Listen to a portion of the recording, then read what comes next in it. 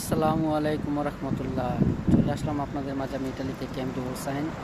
দেখুন কত সুন্দর একটি দৃশ্য, এখানে দুপুরের একটি দৃশ্য। এই মুহূর্তটা আমি আছি আপনার পিয়াসা সান্তান্না। একসময় আমি এই এরিয়াতেই বসবাস করতাম, আজ থেকে প্রায় 10 বছর আগে। এখন আর আমি এই শহরে থাকি না, মানে এই শহর একটাই, কিন্তু মানে এই এরিয়াতে আমি এখন থাকি না। আমি চলে গেছি এখন অন্য আরেকটা এরিয়াতে। এখানে আসা পরে, যেহেতু এখানে আমার অফিসিয়াল সব কাজ এবং এখানে আমার ব্যাংকিং সব কিছু, তাই এখানে আসা পরে মাঝে মাঝে। তা পরিবেশটা খুবই সুন্দর, আপনাদেরকে আমি পিছনে ব্যাক ক্যামেরা দিয়ে দেখাচ্ছি, আপনারা একটু দেখুন। দেখুন কত সুন্দর একটি পরিবেশ, হয়তো আপনাদের ভালো লাগবে। আর এটা একটা ওদের অনেক বড় একটি গির্জা, এই গির্জাটা খুবই সুন্দর, এটা পিয়াসা সান্তান্না।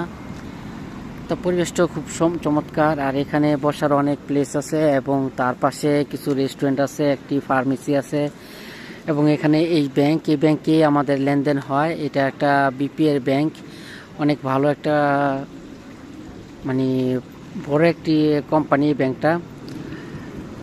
তা দেখুন, যেহেতু এখানে আসা পরে কিছু কাজের জন্য, তা আজকে আসলাম, তাই আপনাদেরকে এই জায়গার পরিবেশটা দেখানোর একটু ব্যবস্থা করে দিলাম। দেখুন কত সুন্দর। আর এখানে দেখুন কত সুন্দর একটি ঝর্ণা। এদেশের প্রত্যেকটা জায়গায় কিছু কিছু ঝর্ণা থাকে, ঝর্ণাগুলো খুব সুন্দর চমৎকারভাবে ওরা, কারণ এগুলো অনেক পুরানো, এই ঝর্ণাগুলো অনেক পুরানো, দেখলেই বোঝা যেতেছে যে কতটা পুরানো। তা খুব সুন্দর একটি মুহূর্ত। আর পরিবেশটাও খুব সুন্দর, আমার কাছে খুবই ভালো লাগে ইতালির পরিবেশগুলা। আশা করি আপনাদের কাছেও ভালো লাগবে। তা আমি আপনাদেরকে আস্তে আস্তে সব জায়গায় ঘুরে দেখানোর চেষ্টা করি।